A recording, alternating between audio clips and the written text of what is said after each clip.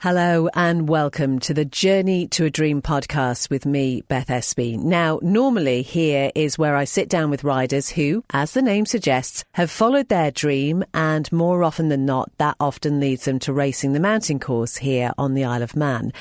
But today's episode is going to be a little bit different because this time I'm talking to two people who haven't just chased the dream themselves, they've helped make sure others could follow theirs. They are quite literally two of the most supportive, steady and essential people in any racer's life. Today we meet the biker mums, Catriona McIntosh Thomson and Jayne Simpson, better known around the paddock as the mums of Grant and Marcus. So what is it really like when your child decides they want to go road racing? What do you do with all those trophies that start piling up? And is it ever acceptable to mix Captain Morgan with tango?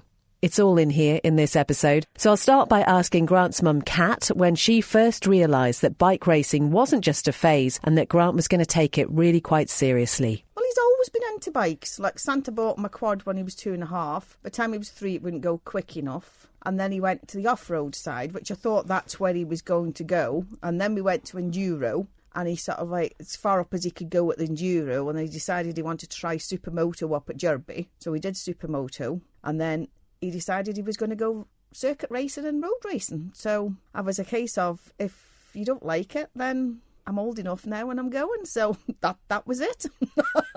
And I mean, it's fair to say, I think you've been standing on the sidelines from the very, very young age with Grant. And it's something that he always talks about, just how supportive you've been. Was there any point where you thought, oh, I really wish he wasn't doing this? No, because the enjoyment you could see when they came in, even a lot of the kids, if they don't win, the expression on the face and the giddiness that the boys have, and then them all round in the paddock. And, you know, it was a good little friendship they all had when they were younger. So no, I would never have, my heart's in my mouth now when he goes road racing, but that's what he wants to do. And at the end of the day, you could go out for a night out and have an accident. So, you know, the boys are doing what they love doing. They've got as much safety equipment on as they can have, but I couldn't sit at home. Couldn't sit at home while he's racing. No, I would rather be at an event, whether it's on island or off. And have you ever been a biker yourself? No. Never. So where did it come from for him then? We don't actually know, to be honest. I mean, his cousin, Andrew Grimshaw, he fixes bikes and he did do Derby. And we used to take Andy up there when Grant was little and Grant would be toddling behind him. But no, it just went to bikes and he's never stopped. So, yeah, it's just been bikes all his life, and his poor mother gets trailed around all the events and in all weathers. Jayne, just coming to you, we know that within your family, within Marcus's family, there is definitely a biking history there. Yeah. Did he show an interest from a very early age as well? His father and I went to South Africa, to Cape Town on holiday, and Marcus was coming too in the January. And for Christmas out there, we bought him a little black motorbike, just one of those push things. And we ended up that we had to buy a suitcase to bring this back. And it's all started from there. And where we lived at the Nuke on the TT course, we had a house in the back, and my father used to have a big double garage, which Marcus now uses. And we've had so many people staying with us over the years, from Nick Jeffries, Roy Richardson, and my father was chief scrutineer, and the family background is there. But he always has said that he wanted to go road racing. And like Kat, I guess we do have a choice. We either go and support, or we sit at home and bite nails and drink lots of alcohol. However, I'm not sure Marcus always likes me being there. However, we learn as a mum that eventually you let them get on with it. They know what they're doing. So long as they've got the best team around them, my only role is to make sure there's tea and coffee for everybody and make sandwiches on occasion.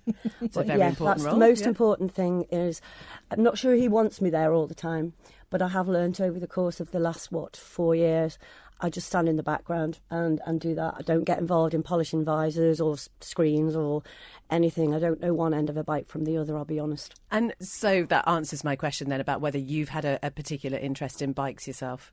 Well, we have, because we've always grown up with them at the house where we lived, even as children, because I lived in what we used to call it the old red brick house, and so the garages were always there. And my dad being chief scrutineer. And I remember my younger brother coming back with from the tip, I think it came, and it was a motorbike engine in bits in half an oil drum that they'd cut up. And between my father and my brother Neil, they made this trials bike, and I had a turn on it round the garden at that point and did a wheelie and broke the back mud guard, and that was the last time I'd been on a motorbike. I mean, it was immaculate. It was a Montesa, and I remember to this day going, oh no, this isn't going to work out right at all. But and my dad used to take my brothers out to Knockfroy and Turkey Lands and scrambling, and my cousins and whatever. So yeah, it's always been there. It's always been there. It's weird, isn't it? And just tell us about your background, Kat, because you have a twang to your accent. Originally from Scotland. We've been over here since 79. So, yes, I couldn't go back to Scotland. I mean, Scotland's still where I'm from, but I live here, and I don't think I could go back to Scotland and live. And if I did live, I don't know whether Grant would have had the experience on the bikes and stuff. So, you know, he's thrived over here on the bikes, and that's the best thing, isn't it? I mean, all you ever want is your kids to be happy. Absolutely. And I've got to say, I think both our boys just thrive on the thrill of bikes. Yeah. Well, it's incredible, isn't it, really, when you think about they have this interest, they sort of grown up doing it, they set themselves sort of little goals, and they've both done so incredibly well. And, you know, they're both still so young as well. And I wonder, from your point of view, seeing that progression, it must be quite a thing. Yeah, it is. I mean, just everybody around them. I mean, all your team and everything, and the excitement that the team have got. But then when they come back in, you sort of like go, oh. Yeah. Your nerves do calm down once you know they're in, or, you know, if they've come past you, you know. But yeah, I mean, it's just an absolute wonderful thing for the boys to do, you know, on the Isle of Man. I mean, where else would you want to do it? I mean, maybe if we didn't live on the Isle of Man, the boys might not have been so focused on doing the Manx and the TT. But as a child, it was always Grant's dream of doing the TT course. So he followed his dream last year and got that tap on the shoulder, and that was him. Amazing. So are the boys friends outside of, or have they become friends through racing? Yeah. Well, they've known each other for, a long time. 50? I don't know, yeah. I've got that photograph. I don't know when it was taken. They spoke about it, I think, yeah, the other night. that down at the Queen's, wasn't and it? I don't know where it was taken, but they're obviously watching at that point in time. It doesn't say a year on it, unfortunately, but yes, it's some time. But there's a lovely competitive edge between everybody, I think, in bikes. Yeah. And everybody tries to help everybody. There's no, I'm not getting involved or something. I remember one year at the TT, or it might have been at the Manx, something on the bike went, and somebody was running around the paddock trying to find this particular item for a bike.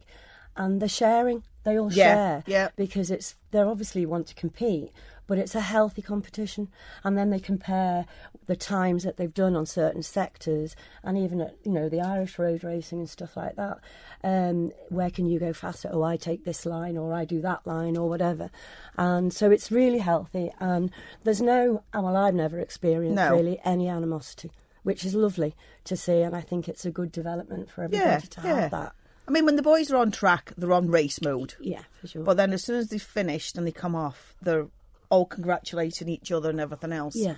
And I don't know if you notice on the PlayStation, they're all on the games around the TT course and everything else. Well, I'll go into Grant's room and he'll be going, "Don't interrupt me, Cat." You know, and then cat, yeah, and then they're all. Then I'll have to say, right, well, we need an update. What's a track light and things like that. And I'm sort of thinking, where else would you get that? You know, the boys, they have such a good banter between them all. Yeah. And as Jayne says, if one of them needs something, the other one will try and help out. And it's really is. On the Isle of Man, the boys are absolutely fantastic. And it must be important for you as well, as the mums, having those friendships too. Yeah, because I think if you're friends with somebody whose son doesn't ride, they don't understand your feelings and things like that. Because, I mean, last year at the TT, I spoke to Jayne and, you know, said to her, how was she? And you could see Jayne was nervous because Marcus was going out. And a bit like you, when you came to me at the Manx, you know, we're there for each other because we both understand what we're feeling, you know. But it's just been amazing. I mean, Jayne and I might not see each other for 6 months, but it's just like we haven't been apart because we're biker mums. You remind me of a funny story, actually, because when Marcus goes out, obviously they're not allowed to take mobile phones with them. So there's 2 stories I've got actually thinking about this.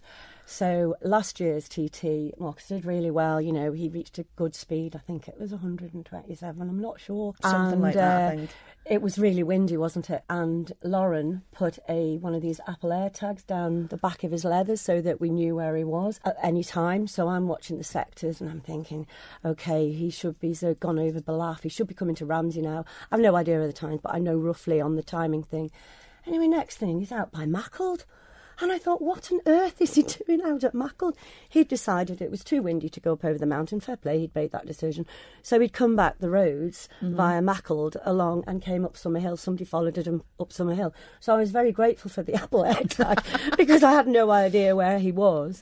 So that was one funny story. And also Marcus, because I have a mobile number that's so easy to remember, I'm not going to say it, whenever he goes out, if anything does happen to the bike, he will always call me. Yeah. And I always sit there on the grandstand or on a fence at a bush or whatever, hedge in Ireland, and wait. And if I get that phone call from a random number, my stomach drops. Yes. Because I also know then immediately that something has happened.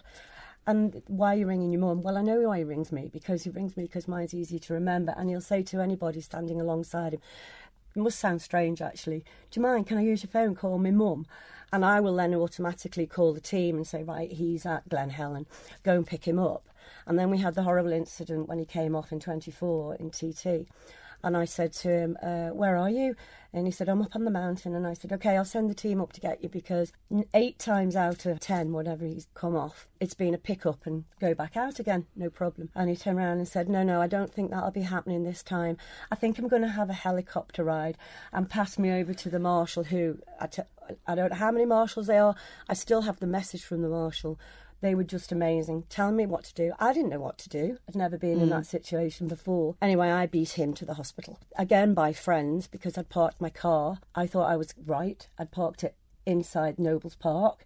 You should park it the other side of the road so that you run over the bridge at St Ninian's, grab your car and you drive over. But it was Karen Moffat actually picked me up and took me to the hospital. So I ran and my car was left there. So yeah, now I laugh, they're funny stories. I have a helicopter ride this time. And then it was the recovery after that as well. But, all's well. What I've learnt from Grant is, like, when he's done the Southern, and there's been a couple of times where the racing stopped, the marshals are amazing. Mm-hmm. They'll let them use the phone just so that, because, like, on the TT course, you can sort of, like, know where roughly they are. But going round the Southern, you haven't got a clue. And there was one time Grant was out at Ballawhetstone, and this strange number, and of course, like Jane, my heart sunk. And it was just, Mum, I'm okay. That's all you need. So then it was a case of, right, I got onto the phone to everybody to let them know. I forgot the family group chat. So, of course, my nephew was watching, and he wouldn't move until he knew Grant was all right. And I thought, oh, God, I never gave it a thought, because the team was new. But I wasn't expecting other people. And then the other people are saying, well, we didn't want to message you. And you're just sort of thinking, well, you'd be better. If somebody had messaged me on the family group chat, I would have said, no, he's fine. It is a difficult one, that, though, isn't it? Yeah. Because I know I can't remember what event it was, and Marcus had stopped. And it was Cadwell Park, it must have been last year. And he didn't come off, but he had a little slip. Yeah. And he wanted to have 25 as a no crash season, which he did have, amazing. And I put something in the 23 club, because they both have, like, Grant has a 44 average, Marcus has a 23, which I'm sure you manage Grant's, and I sort of managed that. And I put something in the group. Well, he absolutely went ballistic with me, because it wasn't enough and I shouldn't have done it. But you want to let people know, because people are out there not probably as strongly involved as you or I are. No. But they want to know. But equally, there's that many people who are following. Yes. It's difficult to let... And you don't also... I think I messaged you one time. Yeah. How is he? Yeah. Because not wanting to know the ins and outs, you just want to know... You just want to make sure that they're okay. Because, that's all you need like, to we know. Both know what we're feeling. And, you know, if something happened, if Marcus had stopped or something, I would message Jane saying, is he okay? Yeah. And the same thing. And you're not thinking, oh, God, why are they messaging you? It's just because they understand what you're going through. And sometimes it's easier to talk to the likes of Jayne than it would be to my sister. Yeah. Because although my sister's there for me, she doesn't understand the road racing. And so sometimes it is just easier talking to somebody who understands what's going on. Yeah, yeah. How do you manage those feelings, I suppose, just before they go out? Because obviously they need to be completely in the zone. They haven't really got any capacity to deal with anybody else's nerves or whatever. That must be, quite an interesting thing, trying to sort of hold it down. And it was all right when he started doing the Southern, but when he did the Manx last year, the first time he was going out, my stomach was churning. It's a long way. Yeah. And it's the morning seems to drag and everything else. And I remember Grant saying to me, Mum, if you're going to cry, go away. Yeah. Wasn't quite so nice, but don't be about if you're going to cry. Well, there was no way I was going to cry, because there was no way I was not going to be on that start with him, because I would never have forgiven myself. And but then once I saw him get that tap on the shoulder, my stomach settled down, because I thought, right, he's following his dreams. What more can you ask? And after that, I was still nervous, but I wasn't as nervous as I had been. So I'm hoping this year I'm not quite as bad. You'll be fine. I remember when Marcus went out first time in the Manx, 3 years ago, is it now, whatever. I looked for 37 friends around the TT course every mile just to message me. He's here, he's okay. Yeah. That's all you need to hear. And yeah, I agree with you, your stomach. And it makes me feel emotional now. It does, to think about it. Yeah. And you just think, oh God, how many days to TT? Here we go again. But before that, you've got the Northwest, and then you've got so much Irish road racing going on this year. I might have to just move to Ireland for the summer, because I actually went and bought a year planner at the weekend. And I've got all these dates on. And bear in mind, I have 2 other sons and grandsons as well that I have to obviously try and fit in, because they don't live on the island. So it's a challenge. It is a challenge. But like you, I try. Or we try to go to every event that we can. I would rather be there. And some of the Irish ones, I mean, we still have a motorhome, it's up for sale. Now I look at Airbnb, but we've stayed in some strange Airbnbs, but it's a bed. I mean, we shared a house with a couple last year for Tandragee. Yeah. Oh my word, weird. But anyway, you just want the bed.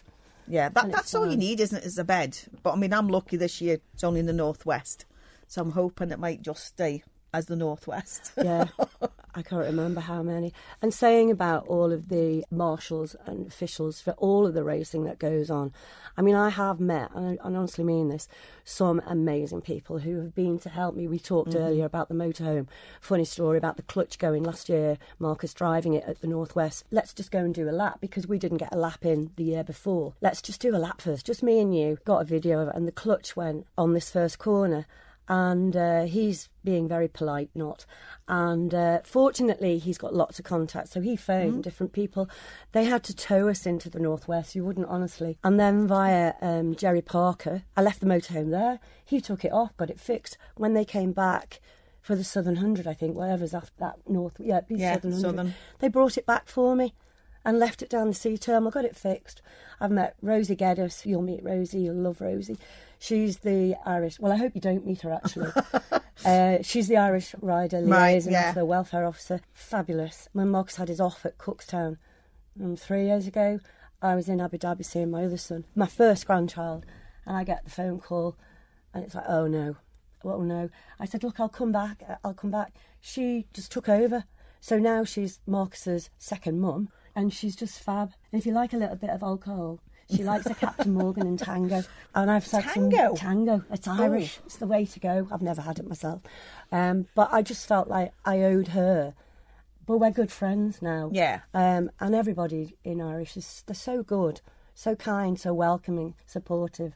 So, yeah, you'll have all this to come, Kat. Thanks. It'll be fun. Rest your liver a week before. And, just thinking about, there have been times for both boys where they have had incidents, they've had to sort of come through injury, nursing them back through that. The physical side is one thing, but mentally, I mean, they're both such strong characters and have such high expectations of themselves. That must be really difficult.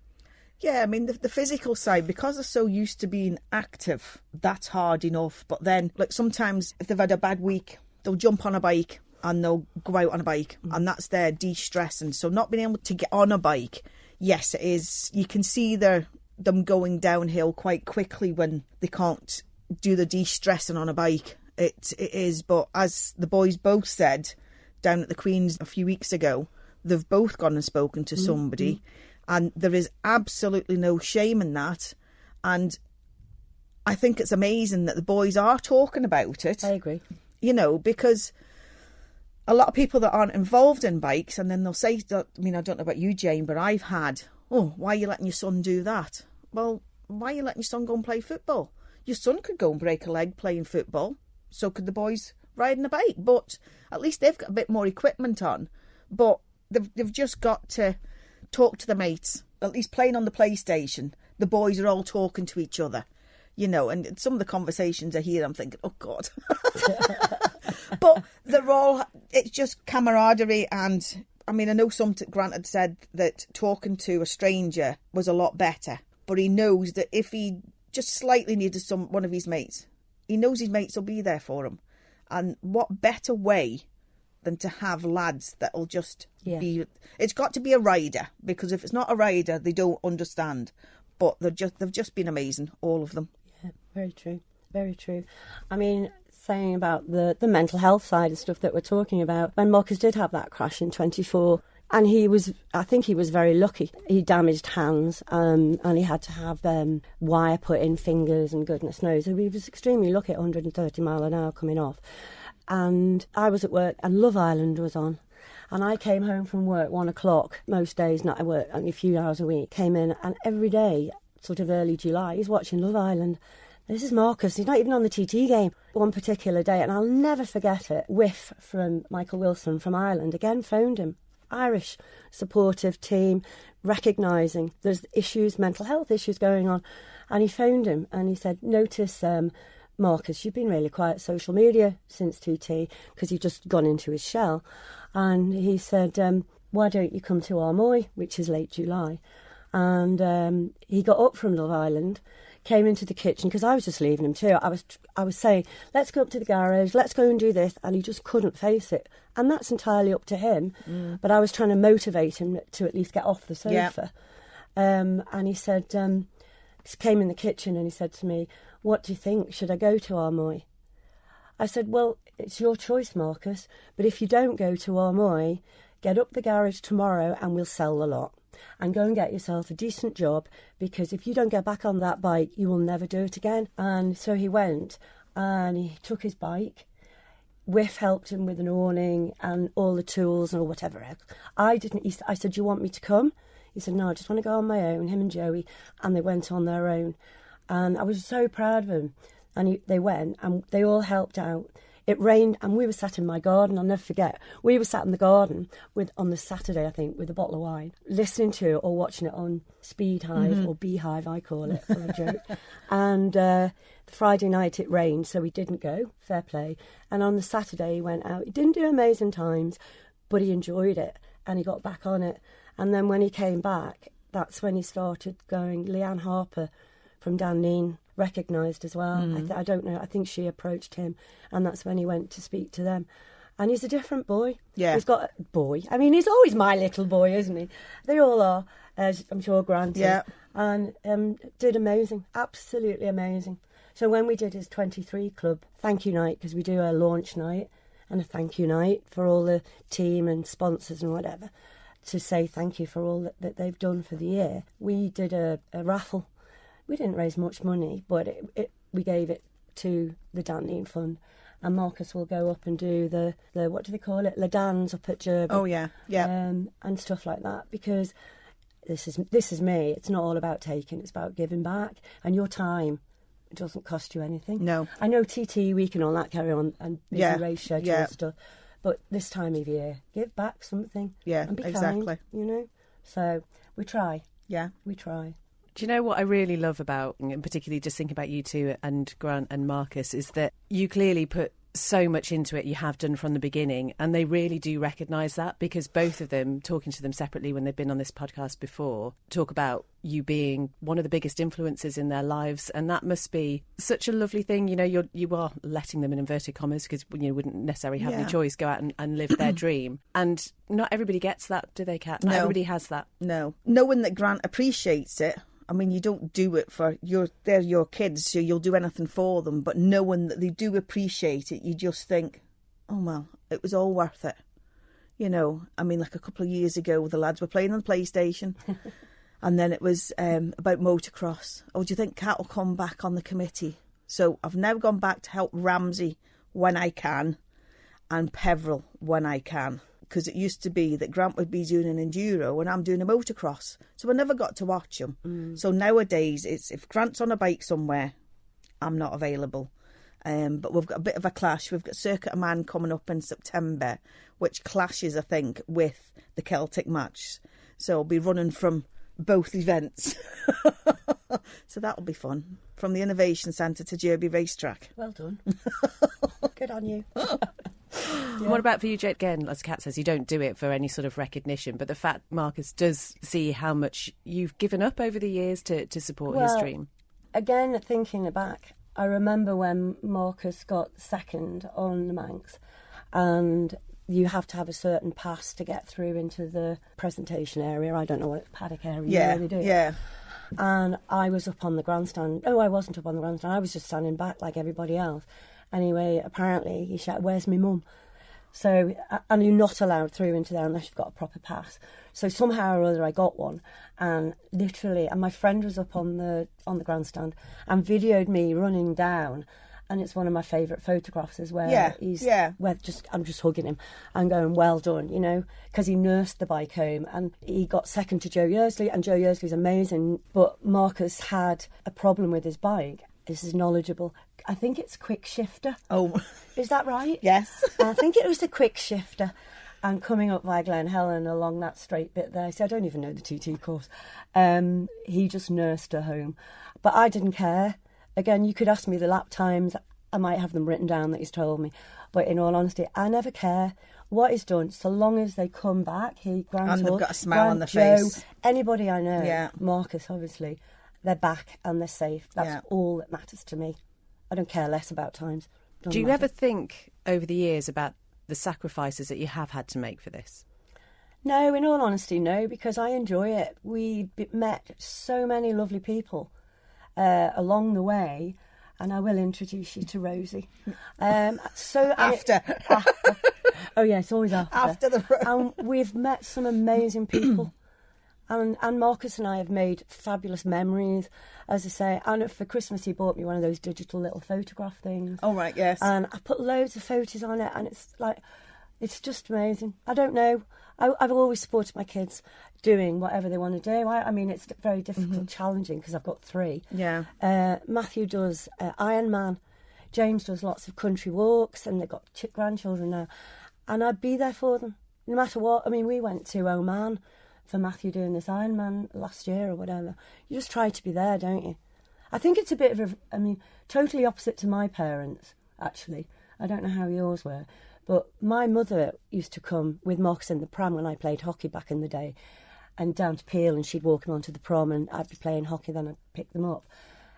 My dad never watched me play hockey, and I find that, and I played for the island, right. Which I don't know whether it's in my psyche that I'm thinking, I'll be there. I don't know.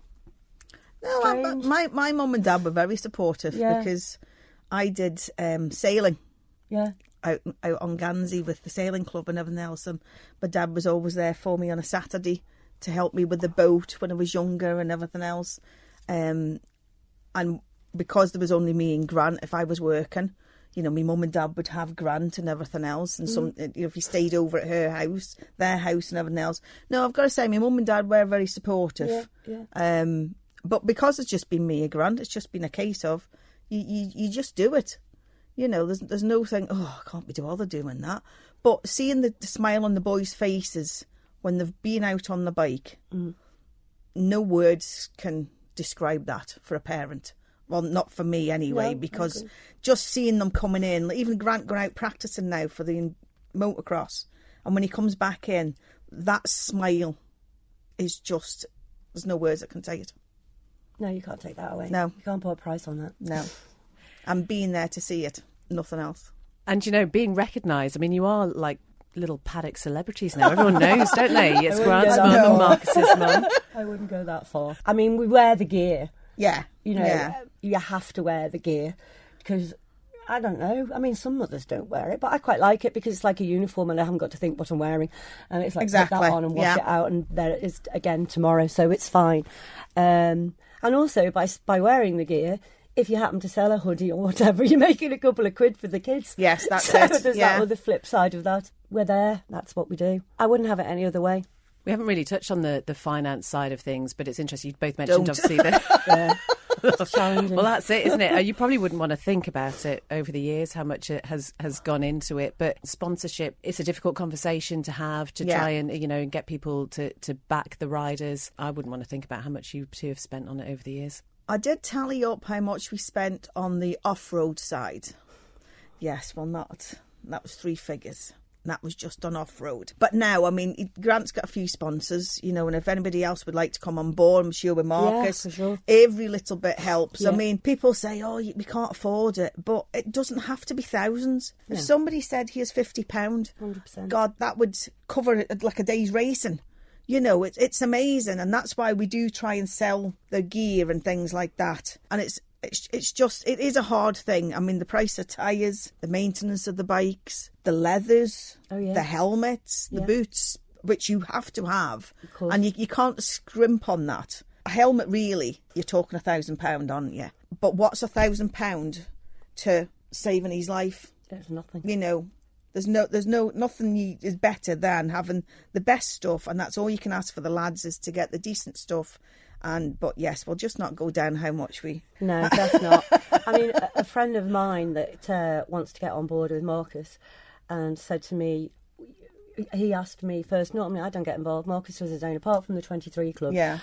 He'll go out, he'll seek his own spot. I might give him ideas of who I think might be interested. But he said to me, what can we do? And he said, what do you think about me giving him X amount? And I said, I don't really care so long as it's for safety.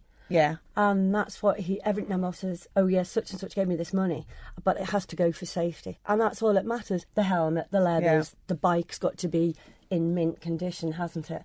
And checked over and stuff like that. So, and that's more important than anything for me. The speeds are irrelevant. Not to Grant or Marcus.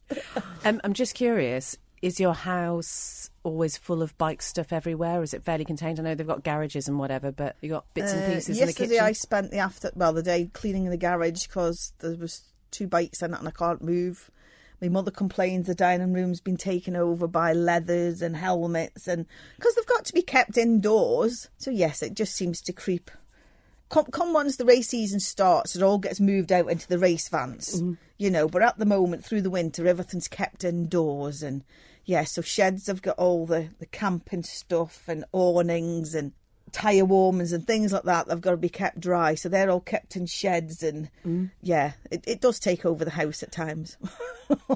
I guess I'm quite lucky on that. Fortunate that Marcus has his own garage and I just leave stuff at the front door in order to say, take that with you, get it out of this house now. And it's this time of year now that it starts to irritate me because I'm a little bit OCD about my house, I'm not going to lie. And now in my lounge I've got a push bike on stabilisers, it's not stabilisers, what do you call it, for fitness, and that's sitting in the dining room. And I've got family over this weekend, so it's just like a gym and stuff like that. But no, I'm quite lucky that trophies, I hate just in the trophy thing, and it takes hours, and you just put them on the table, and as I've said, you can do a nice arrangement for these. And now I keep hiding more of them and putting them away because I'm sick of them. I don't even know where they're from. I normally try and do a display in the hall of his trophies that he's won, but then, like, in the next couple of weeks, they'll all be getting put into a box and putting up the loft. Oh, do you, Kat? Oh, yes. So do I have your permission to do that as well? I put them in boxes and, I can't cope. Is that the year done and they're gone? Yeah. Right, I'm going to introduce that, Michael. Start afresh and first in, first out. Yeah. Get in, I'm starting that when I get home. No. With our boys, I mean, they've got so many trophies. Yeah. every trophy is from something that they've achieved. So no, they go into boxes and they're up in the loft. Oh, that's starting that one. If you're OCD though, Jane, what you can do is you get one of those little label makers, and you can just you can have Put a that in right the fun box. with that. Oh no, Label the box. that's not my problem. If he takes them out the loft, he's getting them, so he can sort them himself. That's going to happen. Do you know, I never even thought about this. Kids go through school, don't they? And you end up keeping every picture that they've painted and whatever. Yeah. And flipping heck. I know. Yeah, I've not been that OCD about that, but I've still got his first ever little wolf sport jacket that he got when he was 2, and his little boiler suit that he used to go to Derby with Andy. I've got that in a vac-a-sack. And a couple of little bits and pieces. But then Grant's got all his off-road stuff in the garage, and it's got holes in it. And I'll say, shall we get rid of that? No. I want such and such on that. Yeah. So there's boxes of just gear in the garage that you need to have the boys away before you can... Then get Jane round. Get me round, I'll help you get rid. We can do that as a team, Kat. Good. I got, as I said earlier, my father was chief scrutineer, and they used to have the yellow and green jackets, and it had Ken Harding, chief scrutineer. And when he passed away, I thought, nobody will want this. And I binned it. And Marcus has mentioned it more than once. Well, who's going to want it? You can only keep so much. Yes, there's only so much you can keep. And I am very sorry that I binned it. Not that I would wear it or anything like that, but Marcus might have had an interest. But I'm taking that idea home. Thank you for that. That trophies, in the box. Trophies have got to be Makes moved. Makes my housework a lot easier. Yeah. As we're talking now, what's the start of Feb, the race season sort of approaching. It has been quite a long winter, I'm sure, in both of your households. But if there are mums in particular listening, there's a mum whose son or daughter is about to take on road racing for the first time. It's obviously quite a daunting prospect. What would be the best advice you would have for them? Support the kids. Come up to Derby. I'm normally up at Derby, so if there's anybody who wants, come and speak to me. I'll try and help them as much as I can, and I'm sure Jane would do the same thing. Of course, yeah. No, I mean, if the boys want to do it or the girls want to do it, the best thing to do is try it. If they don't like it, that's fine, but you don't have that regret or wish I'd done it. Because our boys Grant just said, he said, I'm going road racing. Bike was in the garage 2 weeks later, and that was us. We went, and I said, well, you're on your own, but no. It's just support your kids or wives, girlfriends, boyfriends. Just be there. Yeah, just be there. And Derby, I mean, I've done that. Derby, we've done Supermoto up there, and it's always cold. Bring yourself a flask of coffee. Wear 35 layers of clothes because buy it's one of these dry freezing. Robes. Doesn't have to be dry robe, but those are a godsend. And talk to the other guy, the other girls. Whatever, don't try and do it on your own. No, just be there. It's an early start, isn't it? I can't remember. I've not been for a long time now. We normally hit the road about 7:15 in the morning. Oh, no, you see, I've never done that time in the morning. That doesn't happen on my watch. Yeah, but we are coming from Port St Mary. But no, I mean, there's plenty of people, and you just start talking, and everybody's so friendly. Yeah. You know, and the committee up at Derby, they'll help out as much as they can. Yeah, just be there. Be there and support them. That's all you can say. You know your own child, how they're going to behave if you go and try and... Do you polish a visor? No. No. Do you polish the helmet or anything? No. You know your own child how to... I'll do the tyre warmers and fueling the bike. Will you? That's my bit. You're very clever. It's normally Amy that does the helmet. Should you go into the pit lane? Oh, not in the pit lane when he's doing that, but when he's up at Derby and stuff, I'll be fueling the bikes. And Southern, I'll fuel the bikes. Yeah, that doesn't bother me. No, I was told I wasn't allowed at the Manx. Yeah. But then I'm quite glad, because if it went wrong, I'm not getting shouted at. Exactly. See, we both say that. We're not getting shouted at. We'll just be there. We know when to help and when to take a step back and let the team do it. Yeah. And just something you mentioned there, Kat, about when Grant made the decision to go road racing, because you had at one point sort of said, I don't want any part of that if you do it. Yeah. What was the decision process like for you, and sort of like going over that, reflecting that before deciding, actually, I have to be there? Well, I'd always been with him with the off-road side, and I never really... There was nothing against road racing. You just don't want your son to do it. You know, they're precious. But then seeing the excitement of him and going up to Derby on the first day, and I thought, no, I can't sit back. I wasn't that kind of mum that could just sit back. I mean, even when he's just out practicing, if he's at one of the events, I'll be there supporting him. I mean, I didn't go yesterday because it was raining, but I've been wet and everything else. Yeah. But no, I just decided no, I'd done it most of his life and I couldn't stop. So I'll always be there as much as I can to support him. Mm-hmm. What are your hopes for the boys then, They all have their own idea of what success is going to look like, but what does it look like for you? To stay safe and enjoy, follow their dreams. Follow their dream. Keep doing what they're doing, because they're both building up to being really good racers, I think. Yeah. And for that, I'm super proud of both, of all Manx riders, to be fair, because it's not easy raising the funds, getting the sponsors, getting the bike, getting the leathers, getting the helmet, the quick shifter, whatever. They're amazing. And, you know, if nothing else, I don't care, as I said earlier, about the speed, safe, and proud of them. And it does it makes me get all emotion about it. Yeah. When when I think back to this little, well, he was never little, Marcus, but back to this little squirt going round on the drive we had on this black little motorbike from South Africa that we bought the suitcase for him to bring it home. Honestly, that's the gospel truth. I've got a photograph, I found it last night, and he would just go round. Marcus was never born to walk or run. No, he was made to ride a bike. To ride a bike. Mm-hmm. Honestly, anything with wheels, he's on it, and always been that way, from mountain bikes, push bikes, ordinary bikes, trials, supermoto, I don't know, whatever roads as well. Yeah, you name them. I know when Grant was little, when he had his little quad bike and he would race around the garden, and Andy was down one time on his motocross bike, and they were supposed to be going in the same direction, but Grant decided to turn and came back down. Well, the two of them collided. Andrew ended up with concussion. Grant burnt his chest, burnt his knee, broke his arm, and all he could say to the nurse was, "When can I ride my bike again?" And I thought, oh, this is it.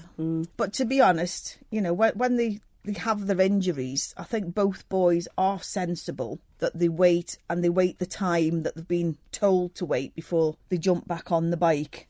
You know, if they're told 6, well, I'm looking Jane's at you looking a little bit now. Marcus not quite like that. Not. Grant's normally been quite good. If the the specialist has said 6 weeks. Like, I know when he broke his arm at Ramsey Beach Race, and the specialist that fixed his arm to have the plate put in, he was an ex-enduro rider. And Grant says, how long I can be off my bike? That was all he was interested in. He turned around and said, I'll have you back on that bike in 8 weeks. And boy, did he have him back on that bike within 8 weeks. The reason I'm laughing is I remember Marcus had a little slip at Derby. I think it might have been his first weekend up there, to be honest. And he was in the back of the ambulance. Honestly, laugh at me. I'm up at Derby in a pair of sandals. It must have been summertime. I can remember. It's never summer up there. Pair of jeans and a blouse. And I run up to the ambulance and I pass Jane Harrison, God rest her soul. And Marcus is in the back of the van. And I'm running up along to the ambulance. And Jane said, "Welcome to my world." And my words weren't very polite. And I said, "This is not my bleep world." And there's a picture, I don't know where that is actually, of Marcus in the back of the ambulance, and I'm just pointing at him and laughing and I just say, you chose to do this. But the following day, he was going to Portugal with the boys, and he went. I think he'd broken his ankle, to be honest, and he had one of those black boots on, and he went, and I don't know who he went with, and he ended up getting one of those Madge scooters, driving round on that, and he shouldn't have gone, because the flight wouldn't do it any good either, but he went.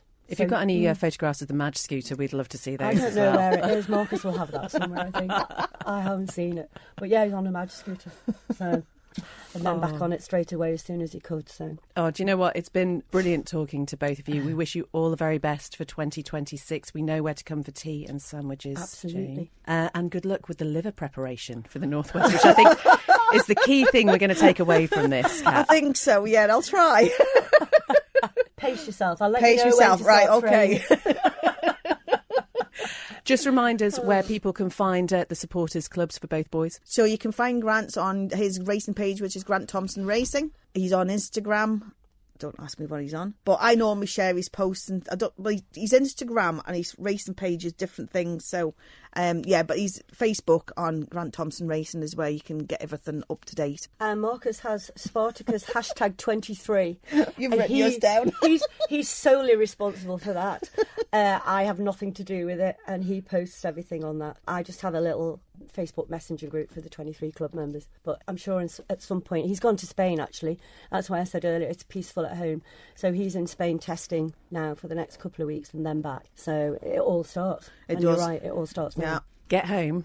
Get those trophies up in the trophies. I'm on You'll never know. Inboxes and no, gone. Honestly, Beth, he wouldn't know. Thank you. Thank you so much. Thank you for having us. Thank you so much. Catriona McIntosh Thomson and Jayne Simpson. Huge thanks to them for sharing their stories so honestly and really just reminding us that behind every rider chasing a dream, there's often someone in the background who's holding it all together. So whether that's the early mornings, the long journeys, the nervous waits, or that house slowly filling up with trophies, their support is every bit as much of a part of the journey as the racing itself. If you enjoyed this episode, do check out some of the others that are on the Journey to a Dream podcast. There's also the Start Line podcast as well, which you can find on the Manx Radio Motorsport page. Thank you so much for listening, and I'll see you on the next one.